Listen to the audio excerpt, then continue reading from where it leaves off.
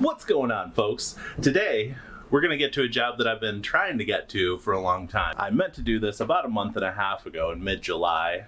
It's late August now. What we're going to do today is take an old root-bound ponytail palm and put it into a bonsai pot and prune it up. See if we can get it looking sort of like a bonsai tree. So we got the pot we're going to use. So let's grab our tools and head outside and check this tree out.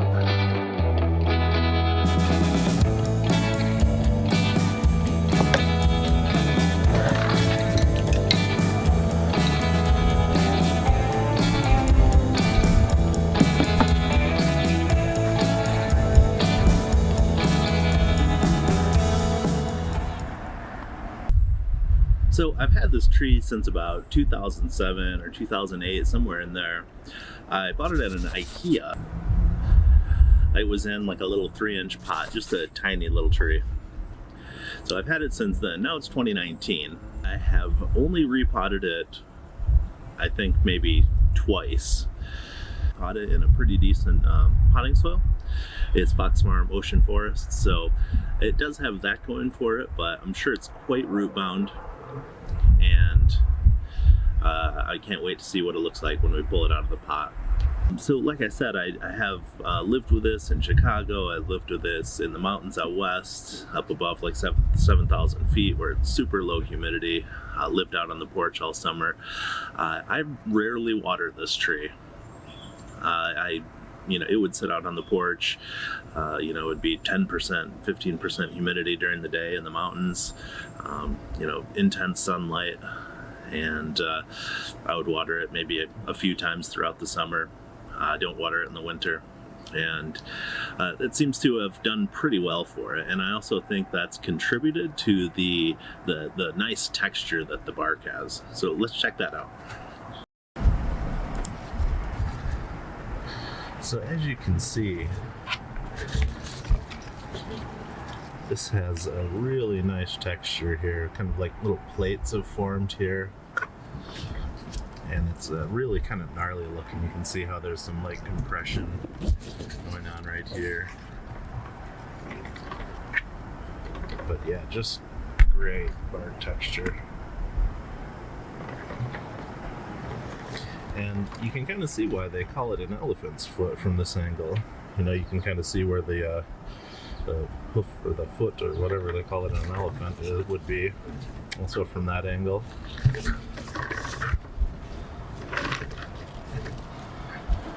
So I think this is what I had actually picked as the front. Here, let me get this out of here. This, I believe, is what I wanted as the front. Maybe standing up a little straighter.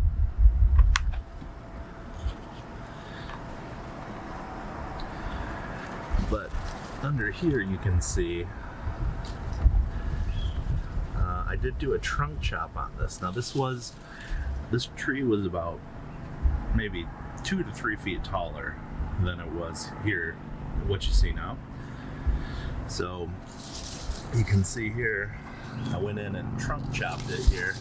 This dark bark, you can see normally like the green bark here, I chopped about 2 inches below that here on the trunk.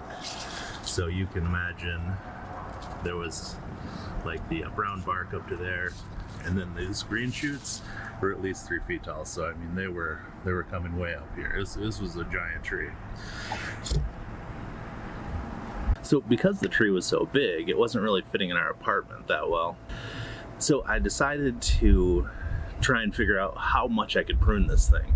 At the time, I didn't think I could trunk chop it like that. So I got online and I started searching around, and I found a forum.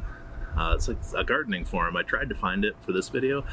I couldn't find it. I don't know if it's still online or not, but someone had trunk chopped a ponytail palm all the way farther back than what I did. So it kind of gave me a little bit of confidence to chop this down, because I was on the verge of getting rid of this tree, just because it was sort of taking over our space. So unfortunately, I don't have any before pics of the trunk chop, but I do have some progression pics after the trunk chop. It took some time for the for the new buds to come out on the branches there. So it took quite a while. I kind of left it in a bright, shady spot all summer. I did it midsummer and I left it out, and by late fall it had some sprouts coming out of there. So that was last summer, the verge of getting rid of this tree. So I started looking around. I'm like, can I trunk chop it? You know, is it going to survive? And that's what kind of led me to the experimentation I've been doing with bonsai in the last couple of years. So while I was on the forums looking to see how much I could prune this, I had happened across a Ponytail palm bonsai video from Nigel Saunders, and I'd seen him working on his tree, and you know, I was like, oh, that'd be great if I could, you know, put this in a shallow pot and prune it back. I could keep the tree, I wouldn't have to get rid of it, and it would look really cool. So you can see here, July 27th, finally we're starting to get some leaves to pop out. You know, it took a couple of weeks, but it's looking good. So you can see they're coming out here. It's always on these vertical cracks where the buds will kind of bulge up and then pop out eventually. You can see them running down the trunks here, and so they'll bud out as close to the cut as possible, it seems. So I think you can see on some of these branches they have those vertical cracks all up and down them. So I think I probably could have cut all the way down as far as I wanted, and it would have budded out just the same. So now we're in August, and there's definitely some nice leaves forming, and you can see that they're you know, growing pretty strong by the time we get here toward the end of August, which I was super happy about. I was glad to see that this thing was going to come along with us for another year. Here in September, the growth has about doubled, so this thing really popped right back.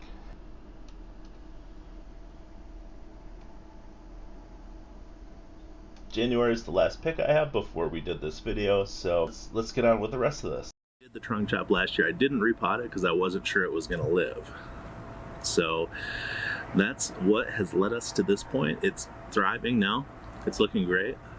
I did put it right out in the sun this summer, and it sort of got sunburned, but it's come back pretty well now. These Ponytail palms they're very forgiving. They can really sort of take whatever you throw at them, except for probably the only thing that would kill it would be too much water. Let's get started. So I'm going to start by doing a little bit of pruning up underneath here. I'd like to get kind of a uniform bottom here without the kind of stragglers coming down. Seems like on a lot of the larger big Ponytail palms, the real old ones you see, they'll have like so many leaves that it'll give the impression of a really kind of flat sort of bottom on there. So I'm gonna prune these up. Now in the past I've gotten, you know, brown tips on here, so all I've really done is, let's say I want to bring it up to about here. So what I would do is kind of figure out where I want to do it at, and I'll just give it a real kind of steep angle like that, and that'll give it kind of the impression of, you know, it's got the natural tip like that. It'll have more of that. So you know, once more of them start looking like that, it'll look pretty normal. So I've got the bottom of the canopy sort of cleaned up as much as I want for now. I need to sort of take a step back because I feel like I'm started to get uneven. So what I'm going to do is I'm also going to prune up inside of here. So I'm going to take a little height off of here just for now. And the reason I do that is through experimentations and failures and in different things like that, I've found that it's you know, it's good to balance out the root pruning and the leaf pruning so that they can, you know, those systems are kept at, you know, levels that are sustainable for each other. So I kind of like the canopy where it's at right now, but I feel like if I'm going to do a big root pruning on this, that I should also prune up the canopy as well. So let's do that now. So here we are in the canopy, and you can see that there's a few shoots off of each one. So there's actually 3 shoots off of all these. So there's 12 shoots total.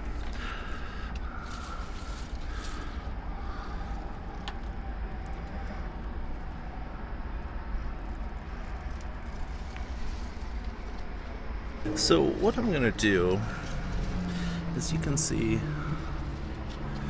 this shoot here in particular is the one we're looking at right now. So it starts here, comes up.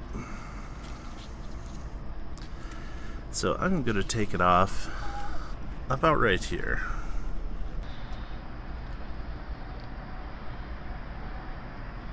So let's do that now. And I am gonna set this camera down so I could be a little bit more careful with the rest of these. So I think that's as much as I want to take it back for now. As you can see, I've taken most of the shoots down. Now I haven't trimmed all of them.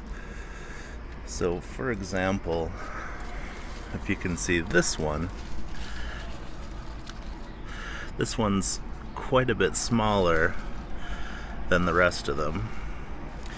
So like that one, it's about less than half of the size of this one. So this one's pretty small here. So I didn't take that down at all.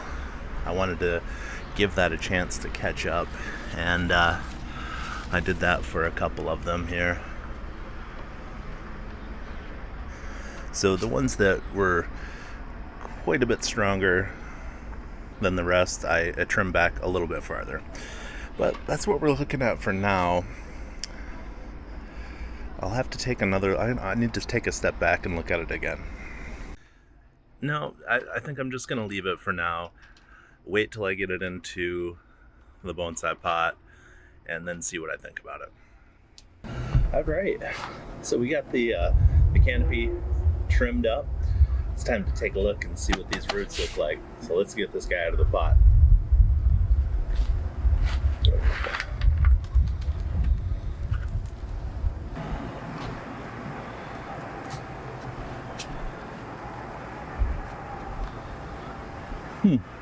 Not too bad. Looking pretty good in here. This is way less root bound than I thought it would be. I think probably the reason for that is because I had it in this potting soil. So I wasn't really watering it that much. I'm guessing this top layer stayed really dry, and all of these roots just sort of sought out the water that would collect at the bottom of the pot. So let's start raking this out and see what we got.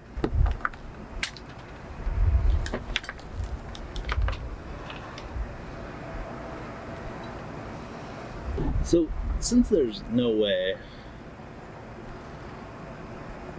that I'm going to fit all these roots in this pot, I'm going to do a little bit of surgery to start with and clear some of these out. So let's see. I'll lay this guy down on the table here without sending them down to the ground level. I hate to lose all these roots down here. So I'm just going to come down, sort of down here where it's very gnarly, right here. Tough roots.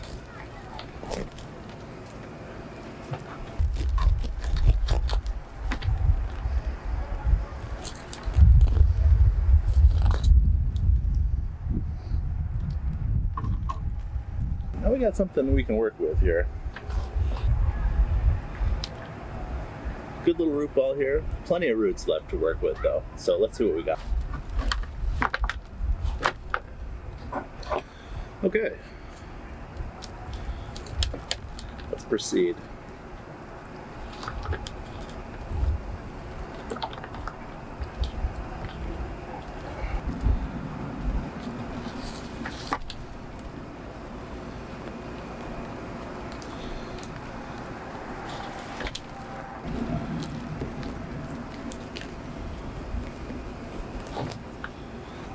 So sometimes the chopstick is better for moving through. It does less damage. I did try to round over the tines on this fork, but it's still it's pretty fine, and it seems to be breaking these roots. So I'm just going to use the chopstick and see if I can try and save some of these roots.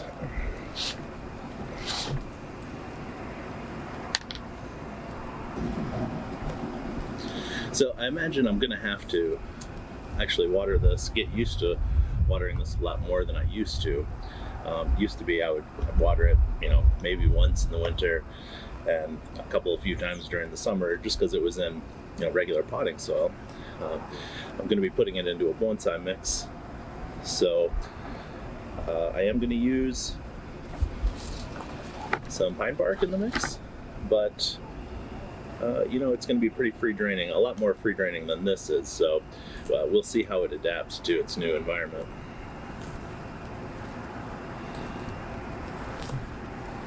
A lot of these fine roots at the top are just breaking right off, but these roots are like little pieces of wire, so added like a variation in the consistency of the roots. Alright, just about done with the roots here. It's getting dark out, so hopefully I can finish this guy tonight. We might have to go inside. Although, it is nice. It's late summer, it's the end of August, and the nights are starting to get cooler, which is great. It's been really hot, but I wish I could have got this done sooner, just to give this guy some warmer nights to recover in. So we'll see. It's still in the 60s at night, so I'm not too worried about it. But yeah, we'll have to see how this guy does. Let's finish this up.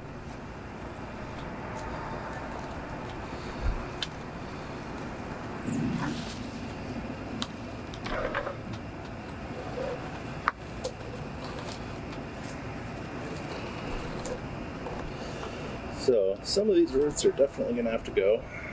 Nice wind picking up, and it's just throwing this potting soil all over the place. So you can see what we've got here. Tried to work as much of that potting soil out of there as I could. So what I'm going to do now is trim up some of these roots and see if we can fit it in this pot.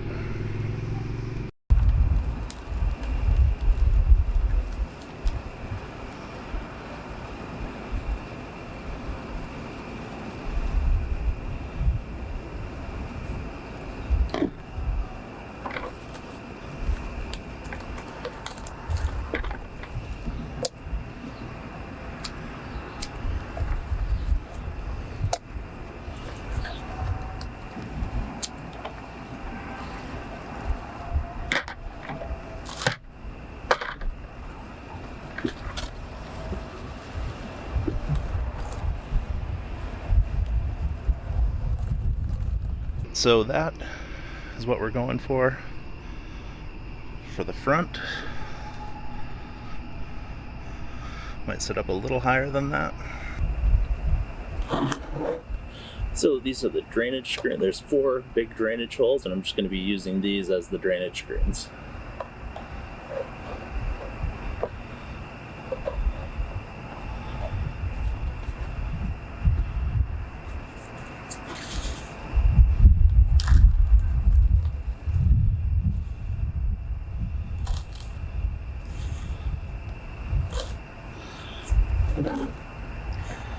This soil is a mix of turfus, perlite, pine bark, and black lava.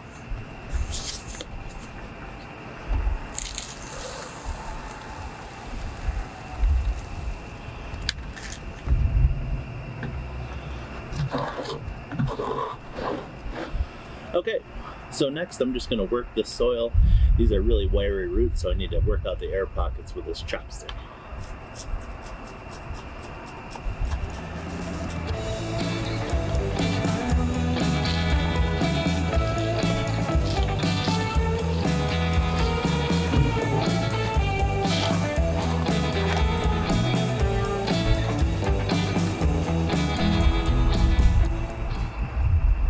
Okay, so that's what we have for now.